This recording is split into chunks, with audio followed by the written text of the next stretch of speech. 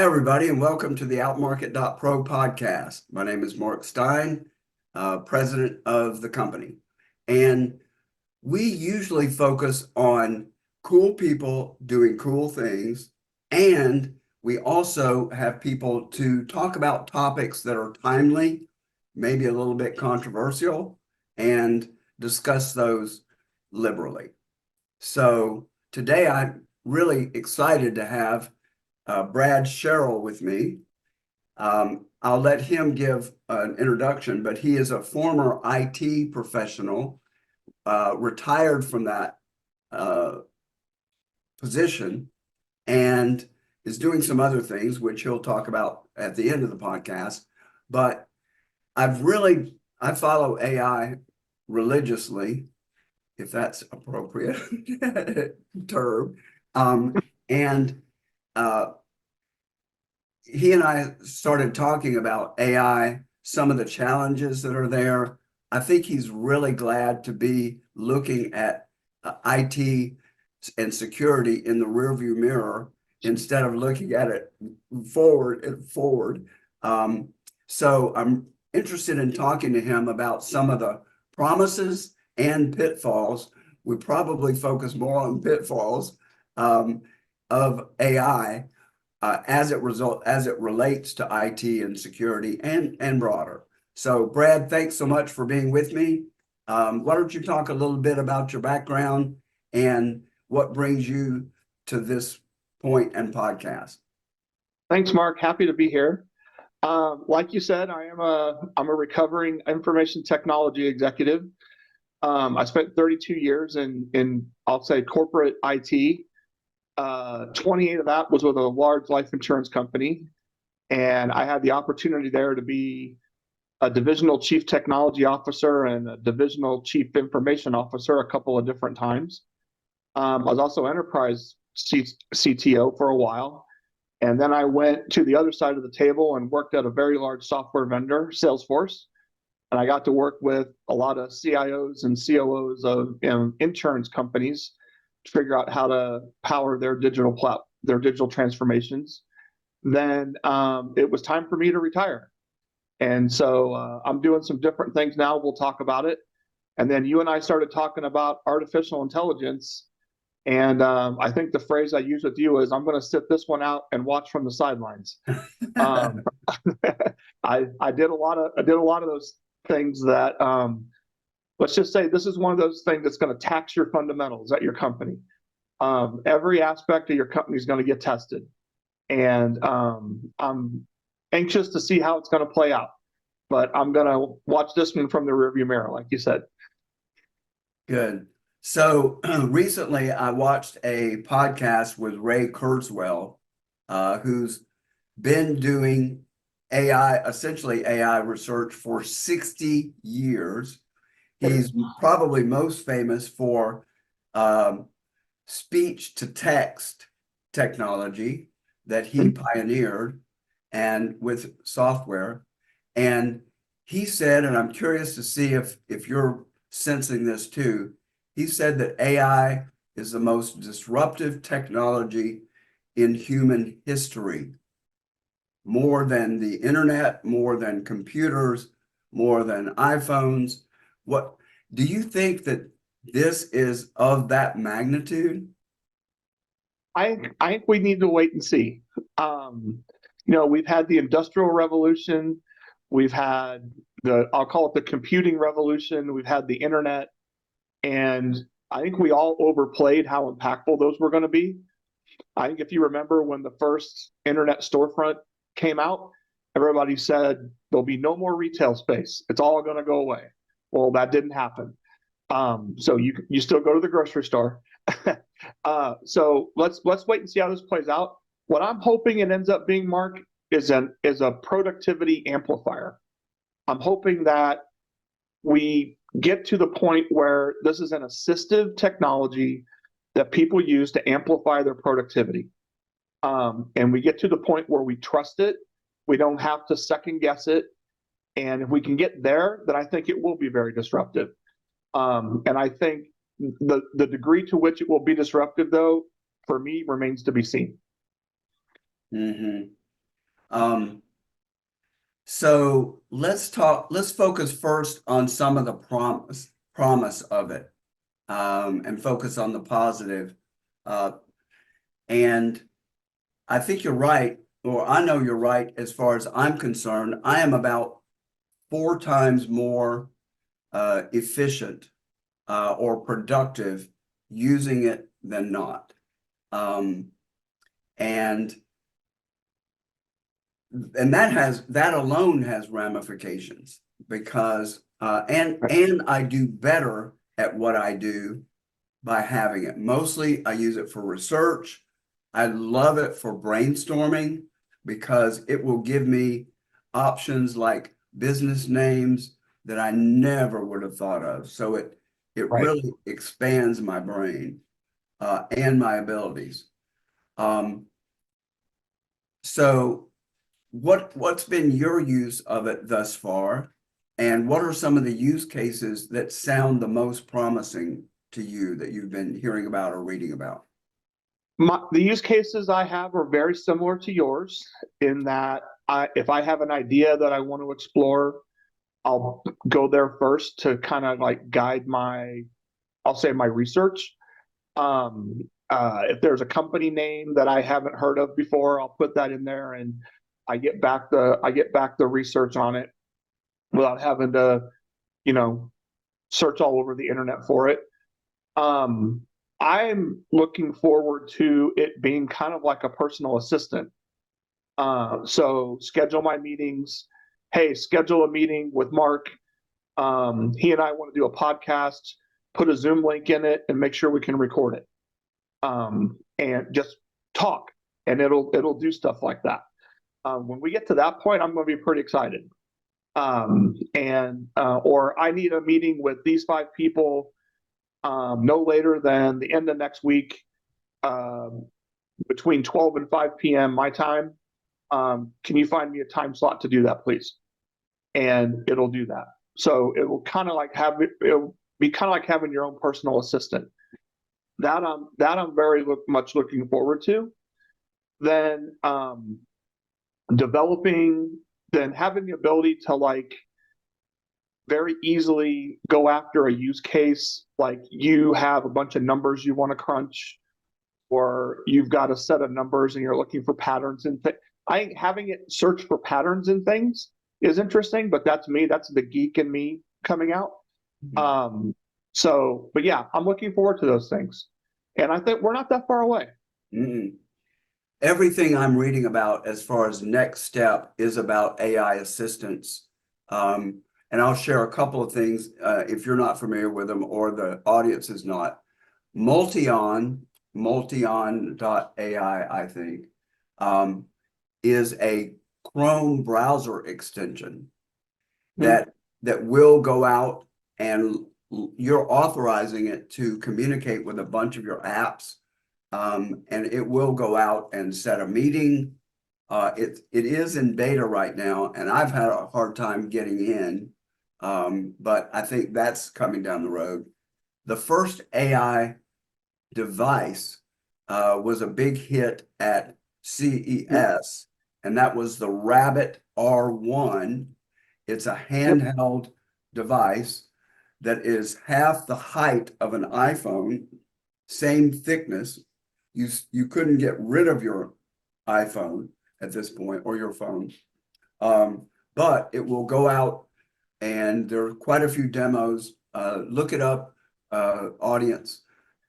Rabbit R1 on YouTube, and you'll see the founders demo of it. Really cool. It's probably like the Palm Pilot version of a smartphone. So it's first generation, and whether it'll end up there, probably not. Um, and let me also just mention one thing that I have done in ChatGPT, creating my own custom GPT, and I fed it. I defined it as my personal assistant, AI assistant. I fed it my history. I fed it my businesses. I fed it my extracurricular activities and interests. And then I go into it when I have a question, and it might be personal. Hey, what's going on in Tampa Bay this weekend? Or something related to my business. And it does remember all that information. It's stored. So it's coming from a point of knowledge. Now, it doesn't do things like we're talking about with the assistant, but it's been really helpful. And it's the closest thing that I've discovered that's usable for me today, February of 2024. I like that. You gave it context. You Yeah, gave it context about yourself, and it uses it. yeah. Yep. So this is not a plus, but it's a consequence of labor becoming 4, 5, 10% more efficient, is that eventually there are not going to be as many people doing these roles. We'll be able to downsize. And I think we're already seeing some of that in the tech world. I mean, they overhired Google, the main ones. They overhired during the pandemic. And so they're seeing some pain there. But I think some of these layoffs are in anticipation of increased productivity, or maybe they're already seeing some of it. So what are your thoughts there? Yeah, you know what? I think that's unknown to me at this point, Mark. I don't. There's a fine line between productivity gains for AI and did these companies overhire during the pandemic, and were they overstaffed? And I think I'm going to be more toward companies overstaffed, um, because humans are still doing the work, and right now, and I think at the end of the day, I think we will have fewer jobs, but I think at the beginning, I think we're still at the beginning of this, by the way. I think the people who use AI are the ones who are going to survive over the ones who don't. And I think we should probably start there and make it clear to everybody how to use it, make it available. I'm sure we're going to talk about that in a little bit. But the ones who use it are the ones who are going to have an advantage here at the start. We'll call that first mover advantage. Then after that, whether a company decides to hire an additional role because everybody's more productive, well, I think that's coming. I personally don't think we're there yet. And so are the big tech companies, are they hedging, thinking that they're going to get so much productivity gains from the AI that they're developing? I think that remains to be seen. That will be interesting. There'll need to be a chief AI officer. So there's one additional job. So right there, we're +1 on the head count. Yeah. I recently heard a quote that resonated and relates to what you said, and that is, your job will not be taken by AI. It will be taken by somebody using AI. So There you go. I That's a think good that's a quote. really good argument for people to test these things out. Yep. Yep. So I'm not sure our time is best spent talking about any other positives. I think we've got a general idea of that in that direction. So why don't let's go ahead and talk about the negatives. And the one question that came from me when we first met was, do you think, and we can go in any direction you want, Sure. but do you think that the inability of these large language models to do math, simple math, accurately, correctly over time, do you think that the founders are intentionally holding it back because they're worried about in combination of this and it's not macro computing. What's the term? Supercomputing. Yeah, between that and AI, that we probably would be able to break encryption today. I would love to have that conversation with some of these founders and see why they did it that way. I think it's a good supposition on your part. I think if honestly, today, if you had a bad actor and they wanted to break your encryption, they can find enough computing power to figure it out. And they wouldn't need an LLM to do it. So we'll have to see how that plays out. Because it's deriving content, it's not doing, like to your point, it's deriving answers based on existing content. It's not doing any computational math. So I do think and we talked about that a little bit. It's an interesting dilemma that they're in, because you're going to want it to do math at some point for it to be really useful. And, and that's going to be kind of scary at the end of the day. I wish it could spell. DALL-E 3 creating images could spell correctly, because you'll have a beautiful logo or a beautiful image and it'll look like Greek letters. and Mark, that kind of violates the productivity principle that we were talking about, because now you're generating content. Now you got to go back through and audit the content to make sure that it's right. And did you save any time? And we don't know. We don't know yet. Well, one thing that Sam Altman mentioned recently was that you can generate your content, whatever the topic area is, and then you can go back and ask it to check itself. And Right. if it's wrong, it seems to be better able to identify what it did wrong and apologize than to have accurate output up front. Crazy. Crazy. Yeah, we'll see. We'll see. You know, Mark, I said we're early at this. And the fact that it can audit itself, then why didn't it audit itself the first time?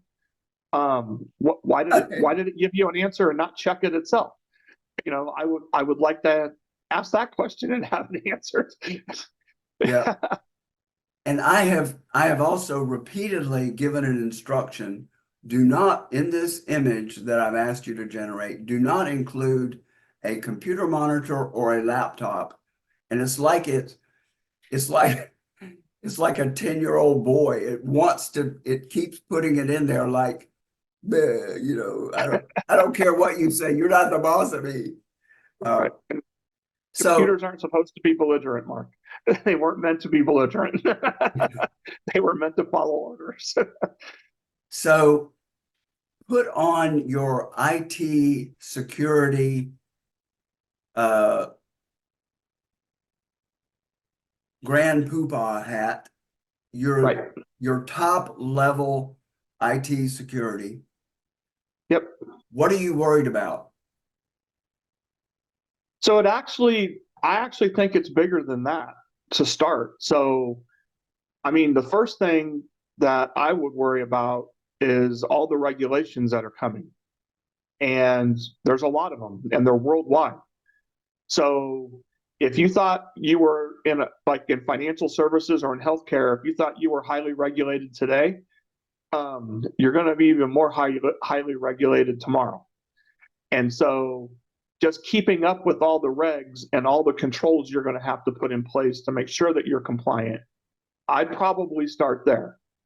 But then all the fundamentals that you have to put in place: access controls, fire logs, logging, monitoring, exception handling, monitoring ingress and egress, and make sure that nothing's getting out that's supposed to get out. I would just want to make sure you have all that rock solid before. So, in other words, you need to have a very strong cybersecurity environment in order to make sure that you're providing a safety net for your company to put this technology in place.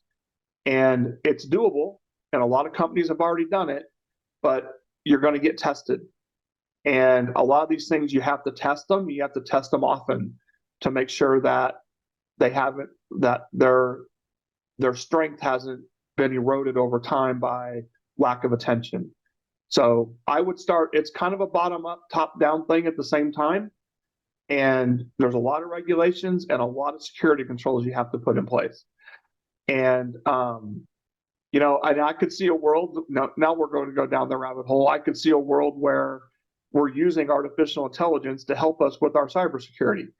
And it's looking at our logs, and it's making sure it can spot anomalies quicker than a human. And when those things happen, it raises its hand, and then you handle the event. I could see a world where we trusted enough to do that someday. Where we what? Say the last thing again. Where we trust it enough to help us with our security. Mm-hmm. And Just we're like not that building example I just security gave. to, pardon? Just like that example I just gave, where it can do diagnostic work and identify problems, maybe better than it can solve the problems. And it can do it faster, and it can do it at scale. Much better than a human. So talk about when we get to a point, if you've got a group of people that all they do is monitor logs and they're looking at those things, you can have the computer do that soon enough. Mm-hmm. But if we open ourselves, let's just say somebody's working closely with OpenAI, they use their data, they tap into their data. Sam Altman stands up and says, I swear, I promise, I will keep a firewall between your data and our data. Ne'er the two shall meet. But boy, making that happen has to be difficult. I think I've already read that a company's salary information got out onto the web, not just to all the employees, but out on the web. Not surprising. And then, so Mark, it's even a little bit bigger than that. Is what data in your talking point there around it's using your data? Is that data certified? Is that data trusted? Who certified it? Who trusted it? Do you know where it came from? Is it reliable? You have to start there. And then make sure that nothing got outside, that the OpenAI LLM didn't phone home and send your data. So that's back to the computing control environment to make sure that can't happen. But then a lot of companies don't have their data act together, Mark. And so they don't have good data governance. So you don't know, basic data governance is, what data do I have? Where do I go get it? Where did it come from? And can I trust it?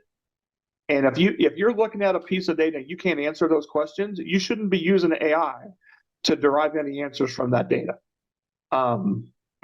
You wouldn't build a spreadsheet and put that data in there and present that to anybody at your company. Why would you use an AI model to do the same thing? Mm-hmm. Another expert I was listening to just in the last few days talked about teams working on intellectual property, and everybody on that team needs to have access to certain data, certain information, design tools, that sort of thing. And I'm sure that some of that information gets out anyway without AI, because Correct. people will sell it, share it with everybody, that sort of thing. Talk. Yeah. But it could very easily, those walls between those teams and all that has to be very complicated pre-AI, and post-AI, if a company is incorporating it, even more difficult. And I think that brings up a bigger point. I agree with you, by the way. And I think it brings up a bigger point around, you mentioned chief AI officer a little while ago. One of the roles of the chief AI officer should be, here's where we're not going to use AI. It's not going to be used near our intellectual property. It's not going to be used in our legal department. We're not going to let it talk. We're not going to let it talk to our HR data so that our salaries don't get published.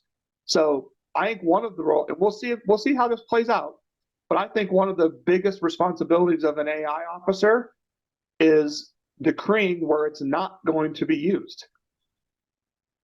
I think that's you have a responsibility to your company to play that role. Somebody has to put their foot down and say it's not going to be used in these places. And what's that conversation going to be like with the chief HR officer when they say, but we need it to be able to write these job descriptions and evaluate candidates. We really need it.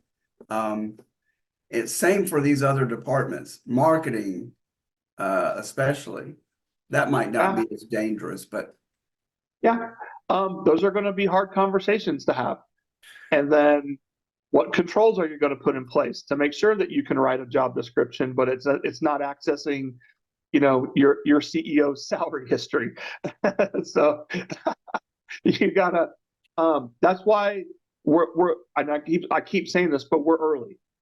And but the thing is, we know these things need to happen. We've got enough experience collectively that we know what controls we need to put in place most of the time.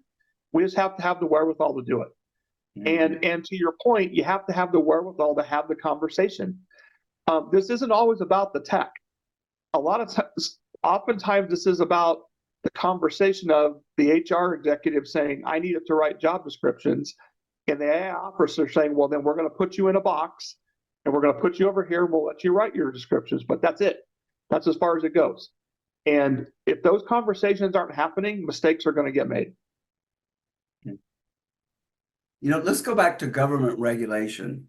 One of the things that impresses me, whether it's lip service or true intention, the CEOs of these large language models that I've heard interviewed seem to be very cognizant of the dangers, B, very humble in their description of potential problems. All of the large language model people, except maybe the open source ones, are urging regulation, and they're urging international regulation.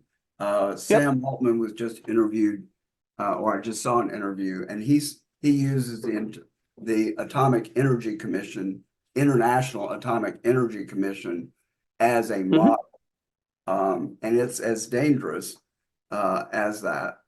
But look at how difficult it is to get any regulation even on the country level. Right. And that's probably where we're going to start, and where we already have started. Biden issued some regulations. The EU has some regulations, which sound to be stronger. Yep. But anyway, so there may be multiple overlapping regulators. The North American, or the AI regulator of the Americas and the US and all that. What are your thoughts about that? We're going to have so much regulation, and some of it's going to be almost punitive, where you have to prove to us that this is safe before you can launch it. So all the headcount you saved, Mark, by making people productive, you just added them to your regulatory group. Which will make the entrepreneurs and venture capitalists crazy. Great, I agree, and I know that was a little tongue in cheek, but you will have to demonstrate adherence to a regulation. You have to do that today in financial services, healthcare. You have to demonstrate compliance, and some of the times you don't get any notice. So they can show up, the regulatory body can show up at your front door and say, "We need to take a look," and they're going to do so even more so now. And it's going to be a full-time job for one or more people to figure out, what do you even need to comply with? Because you know how these things work. We're going to overcorrect to start, and then we'll figure out where the right amount of regulation is. And I think we're getting ready to overcorrect, and now we'll eventually get to where we need to be. But Just everything that people are going to have to put in place, like you're going to have to train your whole company to make sure that everybody knows it's there. You're going to have to prevent bias in your models. All these things are going to be regulated, and they're going to be required, and you're going to have to demonstrate adherence. And so it's one of these like catch-22 things where this technology is so amazing at making us more productive, but we're going to have to keep it. We're going to have to put all this stuff around it that's, doesn't seem very productive. Right? Adherence to regulation doesn't seem very productive to me. Anyway. Yeah, that led to a thought that when I hear about the point that OpenAI, ChatGPT became amazing, that transition point, Sam Altman and others at OpenAI said, it surprised us. We were not expecting that it could do this. We sort of thought it might be able to, but then, so that's going to be a quandary, that these things are going to be capable. You can test them all you want, but they're going to surprise us with some capabilities that we didn't even know about. We didn't even anticipate. So how do you regulate that? Exactly. And I don't think you can. Because so now you've got this cat and mouse situation where AI capability advances, regulation catches up and deals with it. And it's going to be like this quite a while. And like I said, I'm happy to sit on the sideline. Watch this one. And who wins at that game? It's the developers that win at that game, because they're going to be leading and the regulators are going to be catching up. Agreed. And then hopefully, we get to a point where there's some harmony around these companies. Here's what we're doing. Hey, regulators, here's what we're thinking, and that we get to a little bit more of a harmonious state where we can kind of keep up with it a little bit more. But we'll see how that goes. Have you been impressed that the leaders, and some of them have been shouting from the rooftops, Elon is one of them, that left OpenAI because they weren't open anymore, for one thing, but also he's really concerned. I think he sees pretty far ahead, like Sam Altman does, at these dangers. Have you been impressed, or do you think it's bullshit, just posturing on the part of these CEOs, that they've been sort of humble? They've been, like Sam Altman says, I acknowledge there's some dangers here, which is why I'm advocating for regulation. But the people that know this the best seem to be pretty aware and willing to subject themselves to regulation. Now, some of it could also be trying to cap the field and keep other people out of it, because they'll be grandfathered in. But what are your thoughts about that apparent sensitivity? I'm gonna lead with I'm hopeful that it's genuine. Let's put it that way. I'm hopeful that it's genuine, and that these leaders have realized the power of what they've created, and they're like, you need to pass regulation to keep this thing in check. I'm actually pretty impressed with that. I don't recall ever witnessing that before in any other industry. Like, you never saw the automakers going to Congress and saying pass laws to make cars safer. Right? That didn't happen, at least to my knowledge.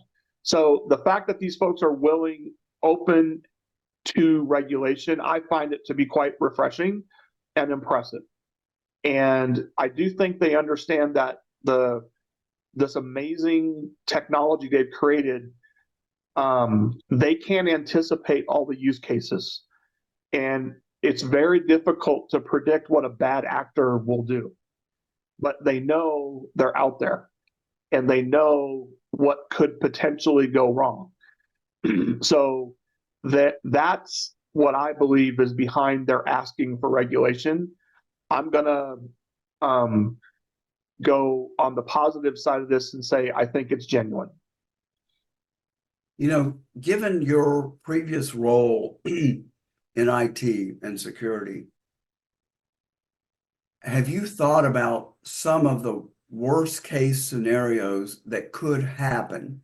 Like, I am not, I don't have any experience with the energy grid or know how the energy grid is put Yeah. together, or do you have any projections of how things could go badly, other than it's easier to do misinformation. We'll be able to Right. create videos and all that. So that can affect the political system. But have you Right. thought about some of the worst case scenarios? Yeah. I don't really go very deep into I'll call them the doomsday scenarios, where it takes down air traffic control or takes down the power grid, or, for those types of things. So I don't spend a lot of time thinking about that. Um, but what I, in former lives, I think the number one thing, reputational risk is always there for your company. And it only takes one bad actor to ruin the reputation of a company by using these tools to actually spread misinformation or create something that's wrong. So I spend most of my energy on the reputational risk and the regulatory risk and all those things. I don't spend a lot of time on the doomsday scenarios, and I kind of don't want to. If you want to know the truth, And I don't because have to. You don't have to either. so that's where I spent most of my time. And the and how do you stay ahead of the regulations so that you don't pay fines, so that and you're not on the front page of the Wall Street Journal, and that's where I spend most of my time Okay. thinking about. Let's make this practical for some of our business owners and that are listeners. And I suspect most of them are small business owners. We sort of appeal to that group. But and I'll use us as an example. I can't think of any data that we store locally. We're in Salesforce, we've got a marketing automation, we're Google email. So somebody else is primarily responsible for, if that's accurate, responsible for where I'm primarily responsible. Okay. You're responsible. Okay. But in order for it to go bad, in most situations with me, it's got to go bad at a higher level than me. Fair enough.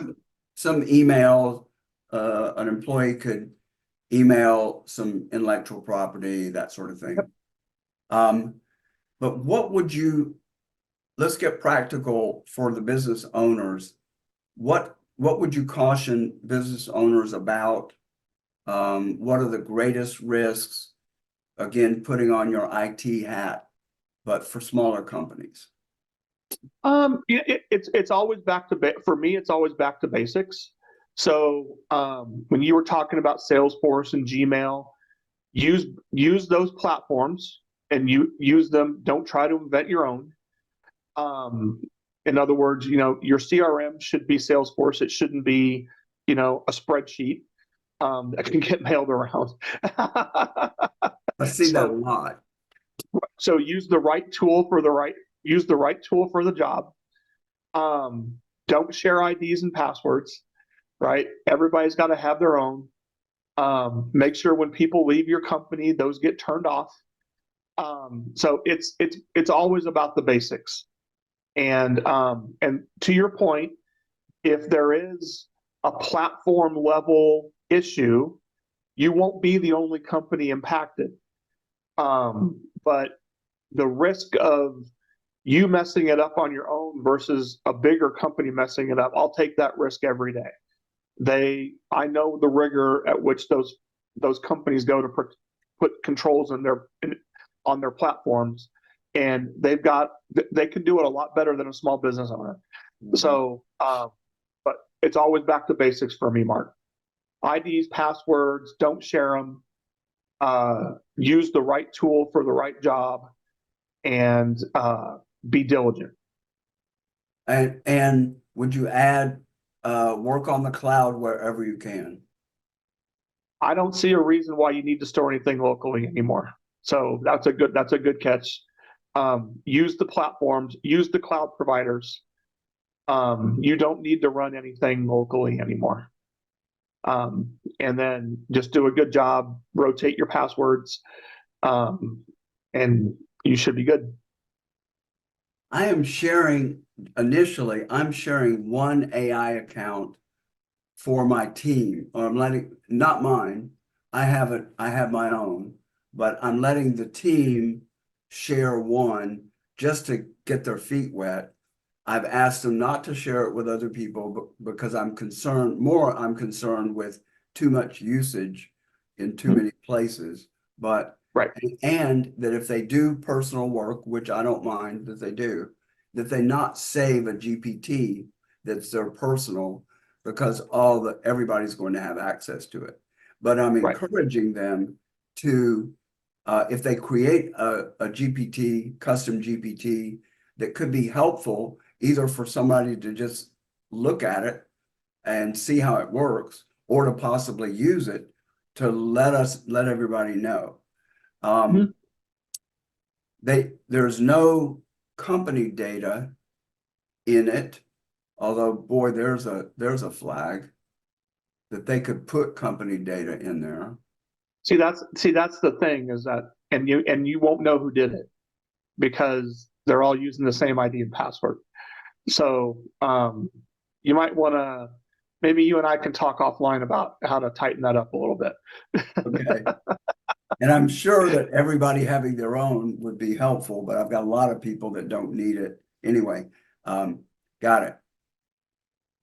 Um, what haven't we talked about that is on your mind concerning AI?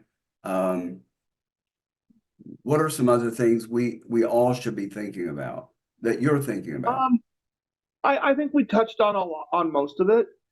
I just want to see companies get their control environment right, so they can take advantage of this technology and lower their risk profile. And not every company is going to be able to use it because of their risk profile. Um, and I am quite interested in how the role of the chief AI officer is going to start and then evolve over time.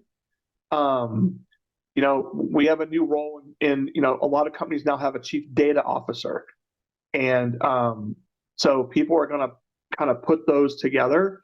I'm curious how that's going to go. I'm genuinely curious. This is one of those interesting ones where it's a mix between consumer technology and I'll just say corporate technology. And right now it's spanning both. And I'm curious if that's going to split and corporate stuff will go, corporate type solutions will get developed and there'll be consumer type solutions. Because when over time, those things usually get separated, you know, and I'm curious how that's going to go. Mhm. Um, so, and I am curious how it's going to, you know, 10 years from now, what is this going to look like? Yeah. And because look at the progress that's been made in the last three. And, I read a quote the other day that um, Chat GPT is to 2024 like Lotus 123 was to 1984. And so, um, and it could potentially be mind blowing. We don't know. Mhm. Um, so I'm very curious. I was having some fun envisioning a C-suite meeting and hearing that conversation between the senior HR person who's probably been at the company 10 years and this new AI um, lead that's new, and the technology is new, And the technology, they're going to have to admit they don't know what's under the hood and how it works because Right. nobody does. So, Right. and they're going to be a junior new player, and seeing the politics and that power dynamic play itself out in C-suite, I think is going to be really interesting. And I'm not betting on the new AI officer at first until I it's wouldn't either. I wouldn't either. And you know, like I said earlier, the important thing is that those conversations are happening. That's the most important thing. And I wouldn't bet on the AI officer to win very often right now. That could be a pretty tough job, especially in risk averse environments where, you know, think financial services, healthcare. There's definitely risk aversion there, and you got to be very careful where you apply this technology. And I think there are some places where it could be immensely useful, but you're gonna need to have those conversations and be upfront and make sure everybody knows here's where we're using it and here's where we're not. Mm-hmm. Okay, well, let's talk about what you're doing now and update people. And we'll put some contact information in the show notes, and we'll have your bio to place there too. Sure. So fill us in on what you're doing. It's sort of like, and most of our viewers probably are too young to remember What's My Line. You might be too young to remember What's My Line, where somebody comes in and they don't say who it is, and then the panel asks some questions, and then they Oh have to yeah. guess who they are, and then there's the big reveal. Oh, it's Groucho Marx, we were asking questions of. So, what's your line? What do you do now? So I do a few things. I'm going to highlight one of them. So I have what's called a portfolio career now, where I do a few different things. And the one I'd like to highlight is I just bought a FranNet franchise. And so I help people explore franchise ownership. And FranNet has been around for a while. And instead of navigating the universe of 4,000 franchises, they've narrowed it down to a field of about 250. And we have relationships with those 250. And so we qualify people to make sure that they're fit to buy a franchise. And we pair them up with the franchises that are in our portfolio. So we kind of de-risk it for all the parties involved. And I just started that. So I'm a business owner for the first time. Wow. Yeah. So, and then I do some other things, and I won't go into those, but so yeah, that's what I'm doing. That's what I'm focused on right now. And how do people reach you about the franchise business? The easiest way would be to email me. It's Sherrell, BSHERRELL at frannet.com, FRANNET.com. That would be the easiest way. Okay. Do you want to give your phone number? Maybe not as a security Yeah, person. not right now. Nice try. Do you want to give your home address? Good try again. That's funny, Mark. Okay. Well, this has been great. This is exactly what the conversation I'd hoped to have. I hope it was good for you too. It was good. And It was good. I like talking about this stuff. it just feels like an amazing time. I am old enough to remember the first PC, and I played with it. It was a TI 99, I think, Yep. that connected to a TV. The storage was a cassette recorder, Right. and all it could do at first was play Pong or let you play Right. Pong. So Yep. I am We've come a little way since then. yeah, I'm in tech heaven today and playing with all these tools and just very interested in it. So I really thank you for joining in this conversation and offering your really valuable perspective. So Thanks for letting me be here, Mark. Thank you. great. So thanks everybody for tuning in. I hope you enjoyed it as well.